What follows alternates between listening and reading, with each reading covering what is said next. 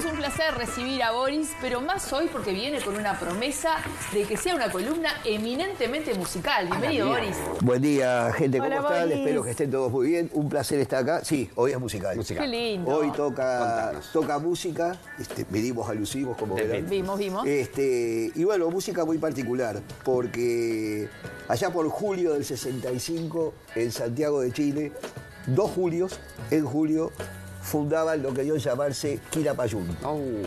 ¿Cuándo me dijiste? Julio del 65. Mira. Julio del 65, muchísimos años. Esto lo tengo que leer porque es difícil de pronunciar. El idioma, en dialecto Mapudungún, que es un dialecto mapuche. Me encantó. Quilapayún significa 3 barbas. Porque al poco tiempo de fundarse Quilapayún ya eran 3 los barbados que lo integraban. Quilapayún significa 3 barbas en dialecto mapuche. Todos los días se aprende algo nuevo, ya ven cómo es. Quilapayún es un grupo mítico de la historia musical de Chile, cambió la estructura musical de todo Chile y tuvo hitos fundamentales, sobre todo en la época previa al gobierno de Allende y durante el gobierno de Allende. Durante el gobierno de Salvador Allende, en Santiago de Chile, Quilapayún fue embajador cultural.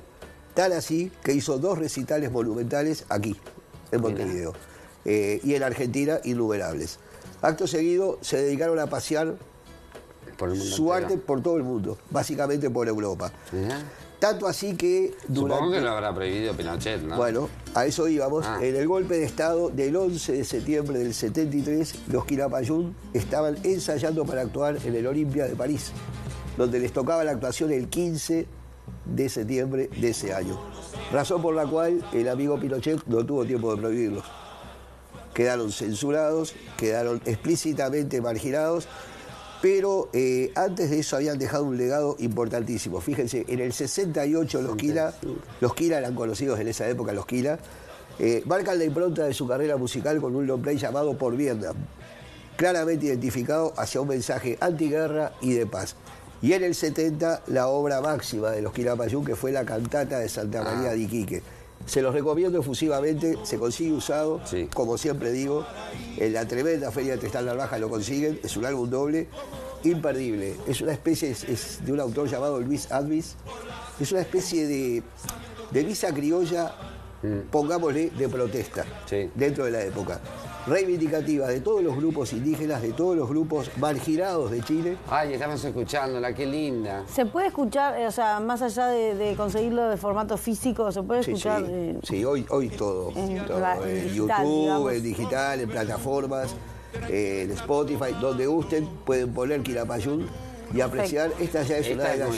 del Santo Padre, que vive en Roma. Que aquí la cantó, entre otros, Dino con los Moonlights. Esta la conozco. Hay una versión espectacular de los Moonlights de esta canción, la hizo Nacha Guevara también. Y es, sí, claro, es una canción emblemática y debutó con esta gente, con ¿En los qué estaba el disco? muy icónica de la época y muy irónica de la ¿Escondido? época. Y porque en la dictadura te rompían todos los discos cada vez que iban a tu casa los policías. A mí me remite a mucho a Murga, que usaba la música de... Claro. Bueno, La Muralla, que también la cantó Quilapayún, que es un poema de Nicolás Guillén, el cubano, la utilizó Falti Resto, por ejemplo, entre otros.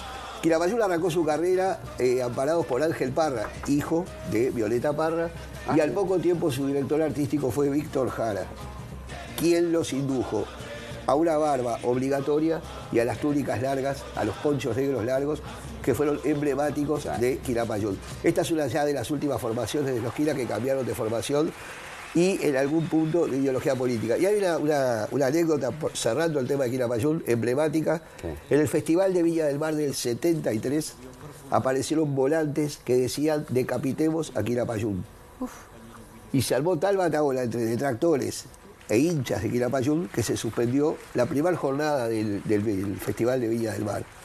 Y el director de Televisión Nacional de Chile, que era anti-Allende, lo censuró y prohibió. No hay un solo registro de la actuación de Quilapayún en el Festival de Viña del Mar del 73, el último en democracia de Chile. Son cosas que le hacen a la historia de un grupo, pero que le hacen también a la cabeza de esa época, que lamentablemente todavía en muchas partes del mundo no está tan alejada. En definitiva, reivindicar a los Quilapayún es reivindicar la cultura hispanoamericana desde el punto de vista musical y del canto latinoamericano. Fueron influencia segura de cantidad de cantautores y de grupos, sobre todo en esta América Latina, pero también en España, donde actuaron y con muchísimo éxito. Quilapayún es todo un emblema de lo que era la cultura de esa época, y para la gente interesada les muestro allí un librito sobre los Quilapayún, conseguible, también usado porque es una editorial que no existe más, pero que en definitiva les va a marcar la pauta de lo que fue la historia en detalle de los Quilapayún, muy fácil de leer. No lo estoy vendiendo porque no está a la venta, pero en definitiva sí vale la pena que la gente sepa que hay como documentarse acerca de Quilapayún. Capítulo 2, muchachos. Muy bien. Sí. ¿Con qué Capítulo vamos? 2. Vamos con la eminencia de Joan Baez. Joan Baez. Joan Chandos Baez. Joan Baez es nacida en Estados Unidos, contra lo que la gente cree, contra lo que el mito marca de que es mexicana. No es mexicana, nació en Estados Unidos. Su padre, Alberto Baez, era mexicano. No me hables de México, justo. Fue pastor, sí, te oí, fue pastor, luego fue sacerdote metodista, poco menos, luego abandonó todo eso y fue un enviado sanitario de la UNESCO a todos los conflictos de todo el mundo. Por eso, Joan Chandos, porque su madre era escocesa, había nacido en Edimburgo, y era descendiente del duque Chandos de Escocia.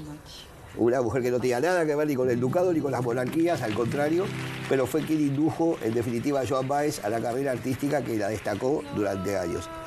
Joan Baez marcó una época, arrancó en el 58 haciendo unos conciertos en un garage y cobrando $25 por cada concierto. Empezó a grabar discos, luego tuvo, ahí ya entramos en Onda Intrusos, un romance muy furtivo con Bob Dylan, a quien indujo a cantar como cantaba.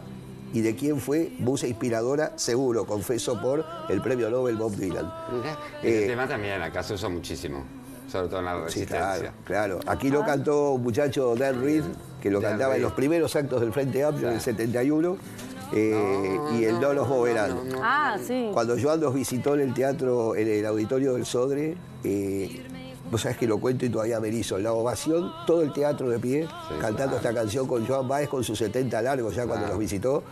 Y de verdad, un hito dentro de las actuaciones en vivo que tuvimos en Uruguay, de figuras fulgurantes como esta, brutal.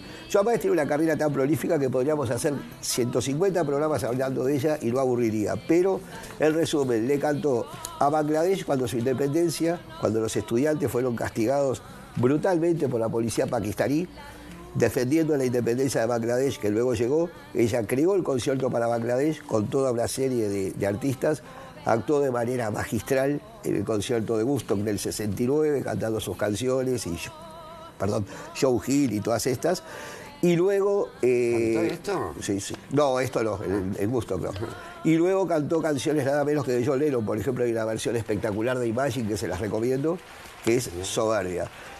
Cantó Si tuviera un martillo de Pete Seeger, que es una canción muy conocida, emblemática de la resistencia y del poder under en los Estados Unidos, de la cultura beat de los 60 en los Estados Unidos, y estuvo afecta a todas las manifestaciones pacifistas, medioambientalistas y de sociedad igualitaria de todo el mundo. Joan Baez es una de las artistas más reconocidas, ha tenido infinidad de premios. Y les recomiendo también la versión que hace de la canción de Leonard Cohen, El Partisano, dedicada a los partisanos, que eran los soldados que luchaban contra los nazis. Eran 200 contra todo un ejército. Y la última estrofa cantada en idioma partisano en ese disco, Come From the Shadows, que es una de las frases de la canción del año 72. Un discazo. Joan Baez, se nota que uno es admirador de ella, pero a todos los que generacionalmente estamos parecidos, nos cautivó y nos formó ideológicamente la música de esta mujer, que aquí por ignorancia, por suerte, nunca estuvo prohibida porque nunca se entendió lo que decía. Entonces zafó, digamos, a una censura feroz que la pudo haber condenado de por vida, porque era mucho peor el mensaje de Joan Baez que el de algunas murgas de los 80 o de los 70 en plena censura. Claro, Una diosa, la Chandos Baez. En fin, digo, forma parte de cierta Santísima Trinidad que idolatramos en cuanto a música. Y final quieren las cosas. Nos vamos a ir con Pedro y Pablo. Pedro y Pablo fue un dúo que surgió en la Argentina en tiempos... Argentina en esos años vivió en dictadura todos los años. Cambiaban los militares, cambiaban los... pero no dejaba de haber dictadura. Surgió en el año 67 y, utilizando el famoso libro de Cortázar, Historias de Cronopios y de Famas, se llamó Los Cronopios. Así empezaron. Mirá. Como a los productores de la época dijeron, muchachos, Cronopio nadie sabe lo que es. Vamos a buscarle la vuelta. Tuvieron razón. Bueno, claro. vamos a ponerle nuestros apellidos. No, muchachos, no existe el Lennon McCartney, existen los Beatles. Tampoco es. Bueno, ¿sabés qué? Le ponemos Pedro y Pablo. ¿Por qué? Por los Picapiedra. Ay, mi amor. Y así fue la historia del surgimiento de Pedro y Pablo, inspirados claramente en los Picapiedras. Pedro y Pablo tuvieron una carrera de repente no demasiado extensa, pero nos marcaron con canciones, por ejemplo, como La Marcha de la Bronca, sí. Claro. por ejemplo, que hasta La estamos Burgamérica, Araca la Cara, la grabó en su momento, Claro. la vino a Talla por Por esa Adicta al canción Calor, hicimos la consigna del día. Claro. por La Marcha de la ¿Qué Bronca. te da bronca? Claro, es la por tu consigna de columna, hoy. que ibas a hablar de esto, por ¿Qué eso... pregunta? ¿Qué te da bronca? ¿Qué te da bronca? ¿A mí? Sí, cortito. No puedo. No, por eso te dije, Cortito, te vi la cara. la injusticia. Bien, Y, como decía mi querido amigo el Pelado Peña, la desmemoria. bien. No hay nada peor que perder la memoria reciente sobre todo. Cierro porque nos vamos. Pedro y Pablo, entonces, La Marcha de la Bronca, ánimo, che, en tiempos en que Argentina, como ahora, caía a pedazos.